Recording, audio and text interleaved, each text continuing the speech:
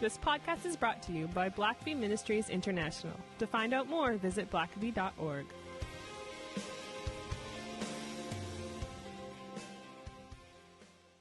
Well, hello everyone, and welcome to another episode of the Richard Blackaby Leadership Podcast. I am your host, Daniel Blackaby, and I'm joined, as I always am, by my father, Dr. Richard Blackaby. And Dad, I think the question most people are wondering today is, have you begun to start shopping for my Christmas present this year? Well, I did. I began and ended all in the same hour. So, yeah. You had the extra Let's inspiration. say you're getting more than you deserve. So this is tis the season. This is we're starting yeah. off the Christmas season, all the festivities, and as Christians, more than just the festivities, it's the importance of the season. So I'm excited. This is going to be a fun new series that we're starting into, just looking at leading through Advent. What does that look like, leading through a season like this, and not just Christmas time, but I think all that Christmas represents, and hope and peace and love and just love of neighbor. And so there's a lot of, I think, interesting stuff that we're going to be able to get into for this. It'll be a 4-week series leading up to the end of the year. And Dan, I grew up in a kind of a non-liturgical background, and so we didn't really do Advent. I didn't even know what it was growing up, really. But I think there is kind of a trend lately, especially among younger people, just to follow some of the liturgical calendar and things like that. And so I think Advent is just a fun thing to do for the 4 weeks leading up to Christmas.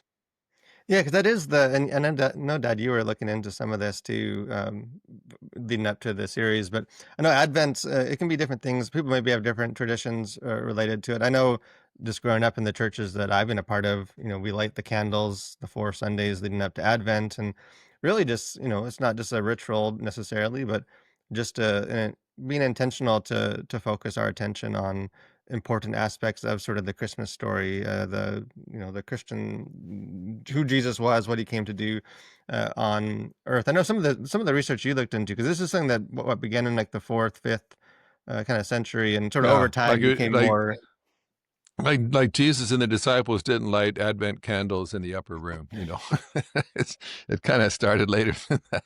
But yeah, and really the 4th, 5th century, I think, as I read, it was more of, it wasn't so much about Christmas or even Jesus' birth. It was more that I guess they used to like baptize new converts in the new year. And so that was kind of the prepping of new converts and trying to just help them know what was important as they entered into a new year of being Christians. And so it was kind of leading up to the new year and focusing on God and what that meant. But then over time, for a while there, they kind of shifted a bit from that, the baptism idea to like Jesus' return and so on, and involving repentance and reflection and so on. And then I guess somewhere between the 9th and the 11th centuries, the Middle Ages, it finally evolved into what we sort of know as the 4 Sundays before Christmas, and more zeroing in on Jesus' birth. But even then, it's always been a time of reflection and preparation for what's coming, and whether it's Jesus' return or it's celebrating his coming the first time. But and so, of course, churches all over the world focusing on the same things kind of is a special thing worldwide, focusing on some aspects of Jesus coming that are very important to everybody that's a Christian. Yeah, and I think one of the beauties of the Advent is you sort of it opens your eyes. I mean, it encourages you, peace and love. Those are things that we like, we want more of. But I think it also opens your eyes to the fact that the world doesn't have a lot of that. There's a need for hope. There's hopelessness. There's a lack of joy, a lack of love. So yeah, so for the next 4 weeks, 4 episodes, we'll just walk through sort of the 4 traditional Advent, starting this week with hope. But before we get into the first Advent, light that first podcast candle. We will begin once again with another edition of some leadership trivia. See if you can keep the good times rolling all the way into the Christmas season. You're putting me on the spot. This one might be a simple one, but we'll see. Sometimes those ones can be the trickiest. So here is the clue for the week. I am known for my conquests of mainland Europe, but I was born on one island and died on another. Who am I? So I will let you just sort of keep that in the back of your mind, wrestling, playing around with that. But hope, like I said, this the first Advent that we want to get into here is which is traditionally done first if you're following sort of the church schedule, which is the Advent of hope. And I think this one to me too, I think I mean, it's probably the perfect one to start with. Just when I mean, you look outside, you look on the news, you see so much hopelessness in the world, and I know it's Hmm. interesting because we're from obviously from different generations, and sometimes I think maybe we feel like, things have never been as hopeless as they are now, but I don't know, like I feel like every generation probably thinks that in some way. There's always things that are threatening to steal away our hope. Yeah, and I know there's a lot of things going on right now, but I was born in the early '60s, and so I was alive during the Cuban Missile Crisis. And in the '60s, the height of the Cold War and Khrushchev and the Soviet Union threatening and everything, we people were certain that there was a nuclear holocaust coming any moment. And I was one of those. That besides fire drill at school, we had air raid drill in Los Angeles where I went to school. And if it was an air raid siren, not a bell like a fire bell, but an air raid siren would go off, and all the kids would have to climb under their desks in the classroom and put your hands over your head. So if a nuclear bomb went off, I'm not sure what that was going to do to help you, but besides just terrorize you. But that was the world in which I grew up in. And in fact, my parents ended up having 5 kids, and people criticized them. So why would you bring children into this world when they're just going to be destroyed in a nuclear holocaust anyway? And so, that in that time, there was not a lot of hope. It was like it's inevitable. We're going to end up with the World War III. And so this generation now that we're in, there's lots of things that can take our hope away now as well. And even with things like AI and technology, modernization and mechanization of jobs that used to be done by people. Even when you go to like McDonald's now or a lot of restaurants, you're not going to a counter and talking to a person anymore. You're just ordering something. And so it's like, hey, if a lot of the jobs I have right now may not even exist in the future. Um, is there much hope for me? I mean, can I ever hope to buy a house or retire with so much change taking place and technology changing? And even the church can get really concerned about the growing secularization in the world and growing world religions and cults and people leaving the church and so on, and scandals, and a lot of pastors looking in their driving around in their neighborhood their church is in, and most people aren't going to church anymore. And so if you talk to folks about the future, oftentimes these kind of issues rear their ugly head, and people don't speak very optimistically about the future and 10, 20 years from now. Or when they think about their grandkids, they think, oh, I don't even want to imagine what my grandkids will face when they're adults. And so, yeah, we live in an age, on the one hand, that can seem very gloomy. And yet, as you said, every age has had their issues, whether it's been the Black Plague or just so many different things that have struck society over the years, World War I and World War II. And so, yeah, I think hope has always been a pretty important commodity for people in every generation. Yeah, and I'll share just a couple of statistics too. This is kind of paint the context. If you're a leader today, this is the kind of the backdrop that you're leading people through, that the people that you're leading are immersed in, and and this is based on different Gallup polls or surveys that have been done. But that 18.3% of U.S. adults currently suffer from depression, which is an increase from previous years. That the rate of depression among like 18 to 29 has more than doubled since 2017, all the way up to 26, a little over 26% of that age group now.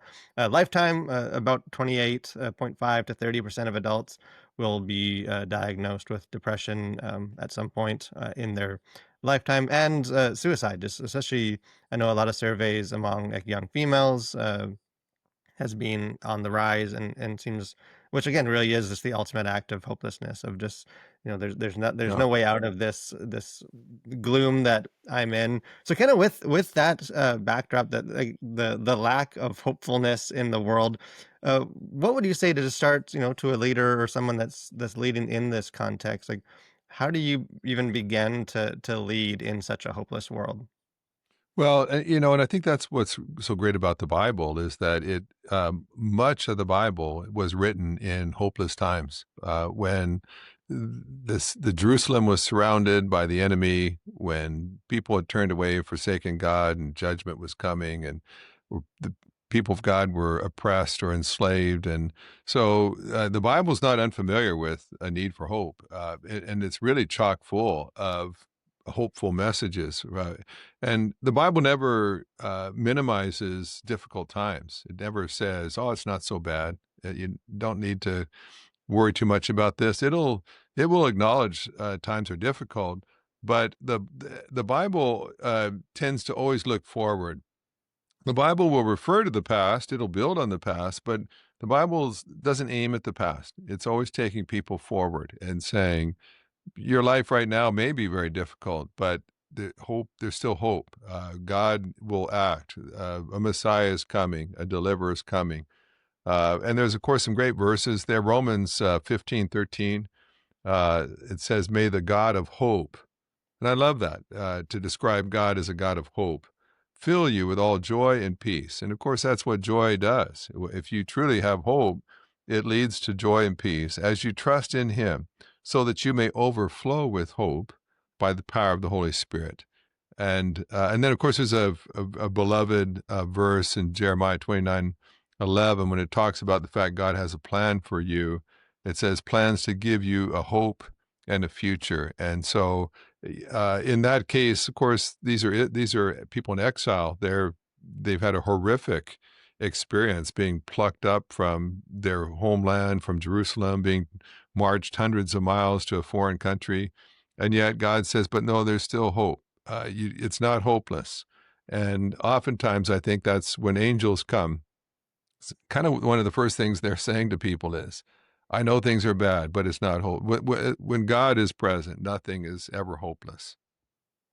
Yeah, and I know, and I think even just understanding the way the Bible understands hope, of sort of this waiting on God, waiting, resting in God, that it's not a false sort of idealistic, detached reality, but it, is very much a trust, a submission to God is where that hope is found.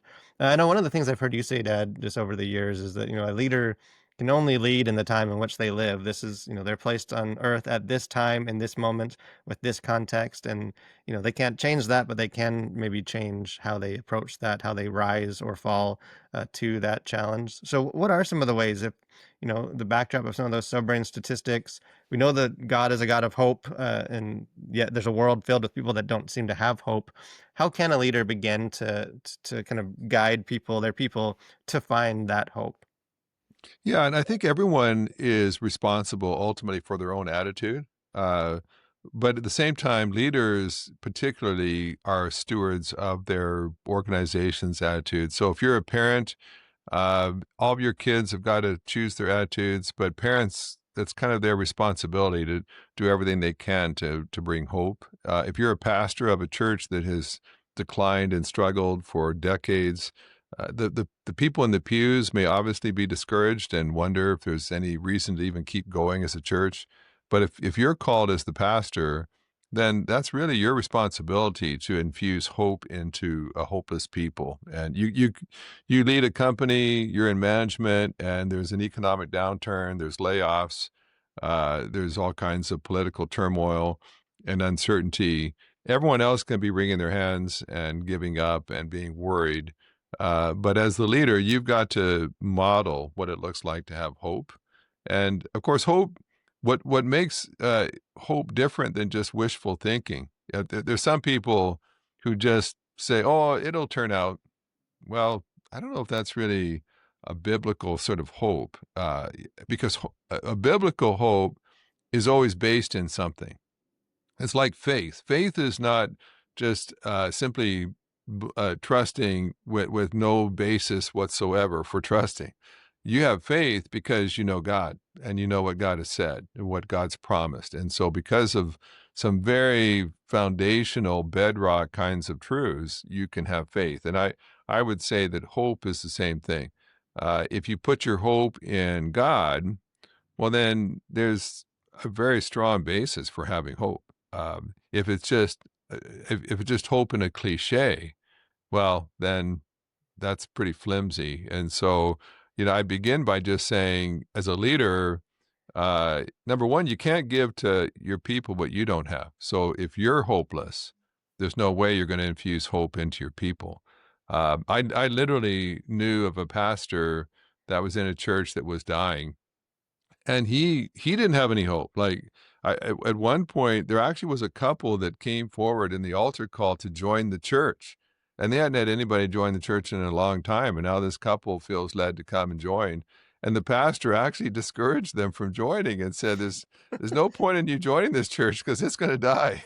It's like, and I mean, that kind of stuff just absolutely makes my skin crawl. It's like, so why are you there? Why are you still the pastor if you don't have any hope?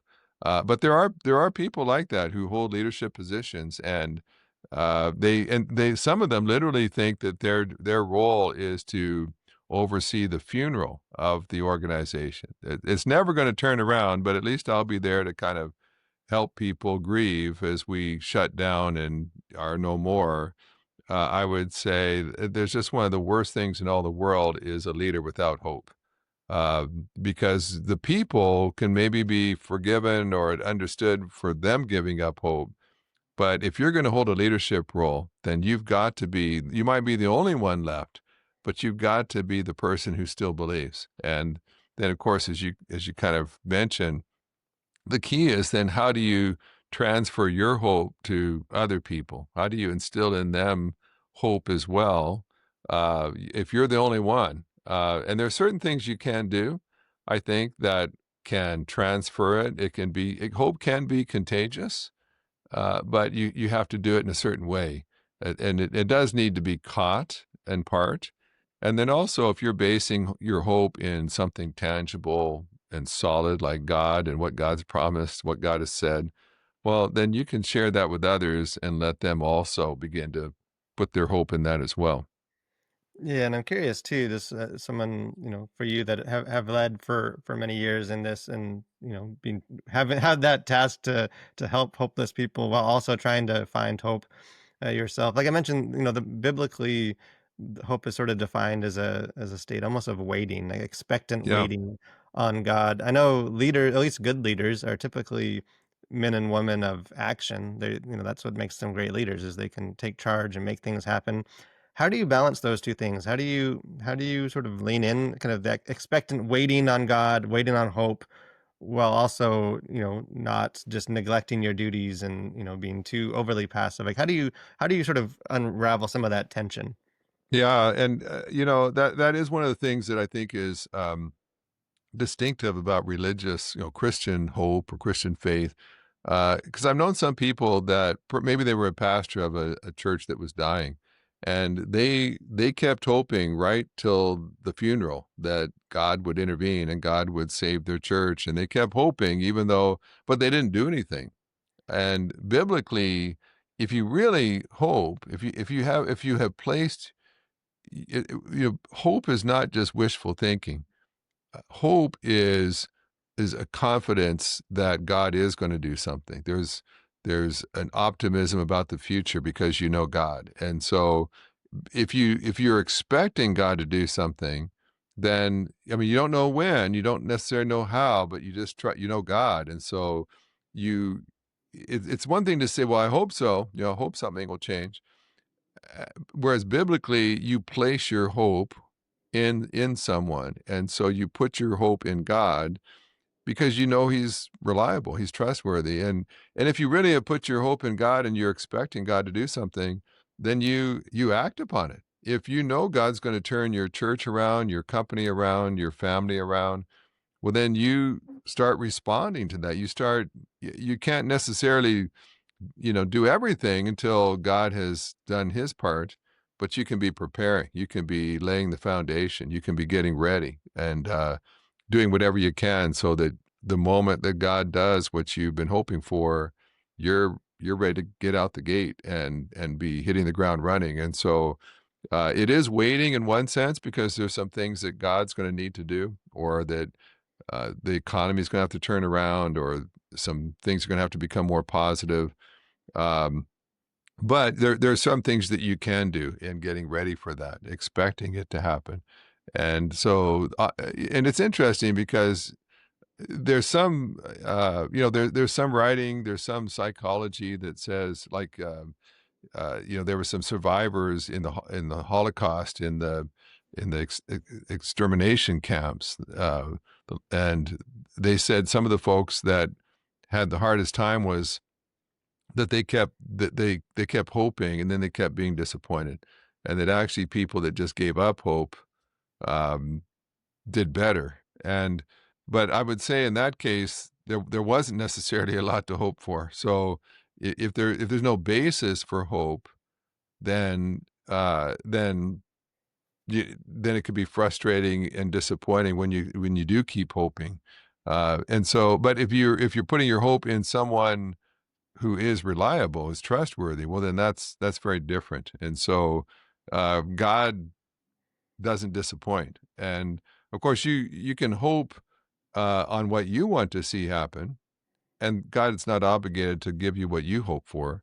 But as you pray, as you seek God's guidance and perspective, as you read the Word of God, to things that God has promised that He will do, well, you can hope for that because that's based in His Word, and that's very reliable. And so now you've got a reason to hope. There's some people, you're completely surrounded by the enemy and you're out of bullets and they're charging. It's like, well, you can hope if you want to, but there's not a lot of basis at this point that you're going to survive that. But when you're walking with God and God has made you some promises, well, now there is a basis for hope. And so don't give up on that. Yeah, and maybe that's a good place to build on just I think in some ways the word hope probably has, for a lot of people, especially people in leadership, a negative connotation. It's I hope that works out. I hope this is. Yeah. I hope we have success. I hope we get that deal or whatever. I hope we grow. Which is almost a substitute for that we're not in control. And I don't know. What would you say to someone that's maybe the difference between just like biblical hope and just sort of optimism or happy-go-lucky. You've already mentioned a bit this the wishful thinking, but I can just imagine some people. I'm more of a realist, and I don't just hope for things that aren't there. Like I see what is, and I attack the problems. And I don't know. Like, what would you say maybe to someone that's more bent that way to more be the realist that sees the problems rather than just sort of waiting on in a hopeful state? Yeah, when you're a Christian, I don't understand how you can be a complete or a pessimist. And I deal with them all the time. And I deal with Christians who are pessimists, and you can always tell those ones in the meetings because you might be in a board meeting, a leadership team meeting, and people are trying to strategize and think through problems that they're facing. And there can be an excited discussion about, well, maybe we should try this, and we could do this, and we could reach out here, we could talk to these people and change how we're doing this. And there'll be somebody that just like, what's the point? It's not gonna work anyway. Nothing we've done has worked, and you just see someone that is just in this pit of hopelessness. It's a negativity. It's being not open to the possibility that God could do anything. And that's a terrible place to be. And so I've just kind of naturally gravitated more toward being an optimist anyway, just in general, which just means that when you walk with God as long as I have, you've just God kind of has a track record of coming through. It might not have been the way you expected, but as long as I've led and as many times as God has come through and bailed me out and provided what was needed, I'm at a point of kind of giving him the benefit of the doubt. And so you could say, well, Richard, why aren't you discouraged? Why aren't you depressed like everybody else? I could say, well, because I know God. I know his character. Um, he's got a track record that's pretty sterling of always coming through. So I may not even know for sure. I have no idea how God's going to work this one out. I just know that he's never failed me yet. And so I just put my hope in him. And my hope is not in that we're going to get a loan or that the economy is going to skyrocket upward again. My hope is in God and that God will work it out somehow, and I can be confident in that. So for those listeners that perhaps just struggle with negativity, um, that often is a reflection of someone who's lost hope. You just don't, you've lost any hope that God can work through you, that he cares about you, that he's reliable. And so I would say when you lose hope, that's typically a symptom of some deeper issues in your life. You're not just a realist, because how can you put the God of the universe in the center of your church and then say, well, as a realist, there's no hope? I'd say, well, have you seen God? Do you know how powerful he is? How can you say you're a realist and then act as if God doesn't make any difference? How can you claim to believe the Bible and yet act as if when you pray and present God with your problems, nothing ever happens? That's not the testimony of the Bible. It's not the testimony of Christian history. So there's lots of reasons to have hope, and it's based on God's track record, his word, his character. And so I get it. It doesn't mean that you don't address problems. Hope never denies there's problems. Hope never acts naively as if everything is fine. Hope sees the problems. It knows that the deliverance needs to happen. It just is confident that God's going to find a way. And I think that's really much of the message of Christmas is. I mean, we have to remember Christmas occurred. The birth of Christ occurred under Roman occupation. The most powerful empire in human history to that point controlled the whole area. The Jewish people couldn't even put an army together that could begin to match the Roman legions. And they had a King Herod who was a paranoid, egomaniac, murderous person, kind of ran the government. And the Jewish people were divided and had all kinds of different sects and groups that hated each other. And they were just, if you just looked at the politics, if you looked at the economics, the military reality, there wasn't a lot of reason for hope.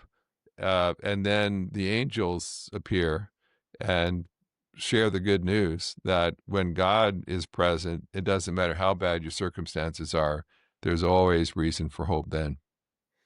Yeah, maybe a final kind of question for you for this discussion on hope is you mentioned, you can have the leader or the follower, the person that only sees the problems and just can't see, the realist that can't see the hope.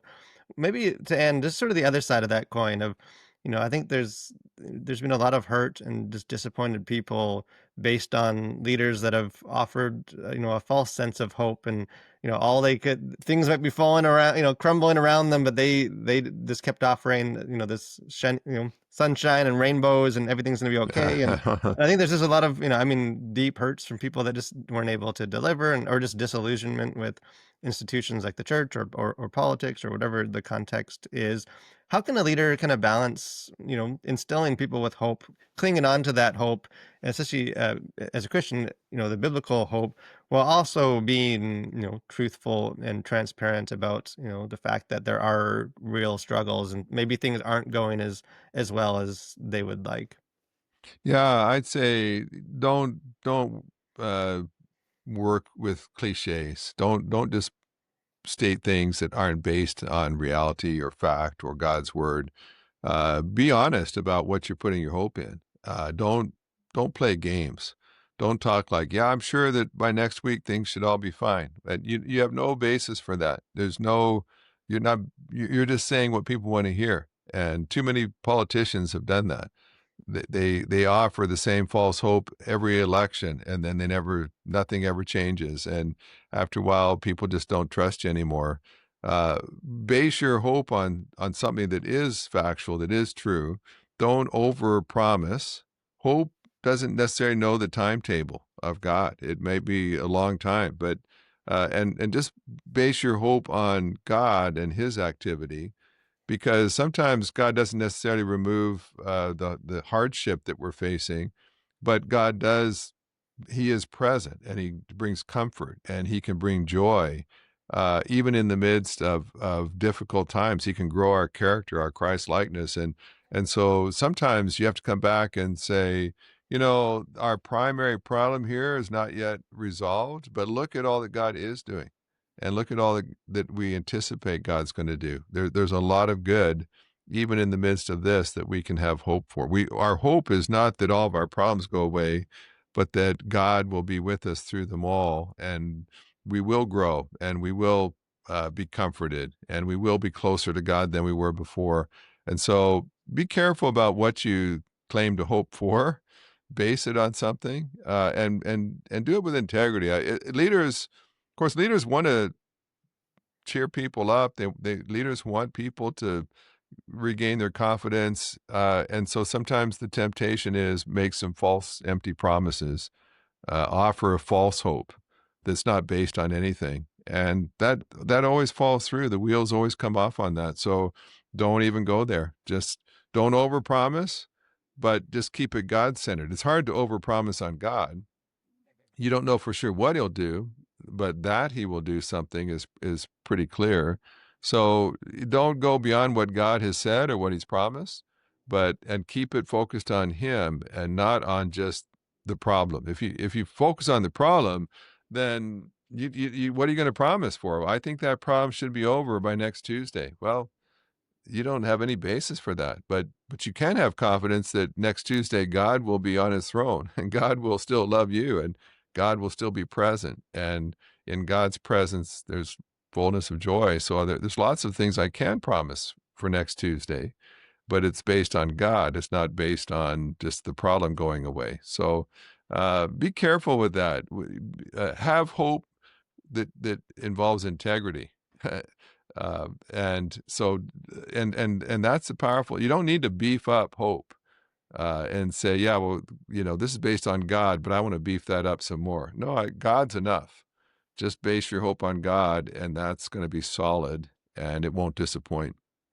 Yeah, I think there's a ton of just wisdom in that. I think overall, just to what you said earlier, just you can't give people what you don't have. So I think both of our prayers is for any listeners, watchers, that if you have lost some of that hope, that especially during this time when the focus is Yeah. is aimed that direction, to rediscover that. Maybe to end, I know something that you probably I don't know if you have hope for, or maybe you need to rediscover the hope to answer the trivia question, or if that hope has been faltering. So let me give you the clue one more time and see how you do. So here it is. I am known for my conquests of mainland Europe, but I was born on one island and died on another. Who am I? Who is this individual? Well, Dan, I think that's an easy one. There's a handful of people famous for conquering mainland Europe. Hitler did. Genghis Khan, some of those kind of guys, Till the Hun, those kind of guys swept in. But one of the most famous, of course, is Napoleon. And I happen to know that he was born on an island, I think Corsica, and I know he was exiled on an island where he died, Helena, whatever. And so I'm pretty confident. That's a European conqueror between two islands. I think I'm going to go with Napoleon. It seems like your hope has been placed in the right place, a solid foundation, because that is Yeah, Napoleon. I didn't realize. I knew you. I don't think I'll get them all right, but they're fairly low hanging fruit there, I think. Yeah, I think going into next week, I think there's some more difficult ones. I thought I'd at least give you some false hope with this first episode. But this has been a great conversation, great discussion. I'm excited to keep going through this series. I've always loved Advent, and I found that Yeah. powerful. And I think there's a lot of wisdom. So next week we're actually going to be looking at the next Advent, which is peace. Another thing that I think a lot of people need, but I would assume a lot of leaders need. So, Dad, I look forward to talking with you then, and hope all the rest of you will join us as well. See you then. Thanks for listening to the podcast. If this is something you enjoyed, it really makes a difference if you leave a review and a 5-star rating on Apple Podcasts or wherever you listen. Don't forget to subscribe and share with your friends. We always love hearing from our listeners, so email us at podcast@blackaby.org.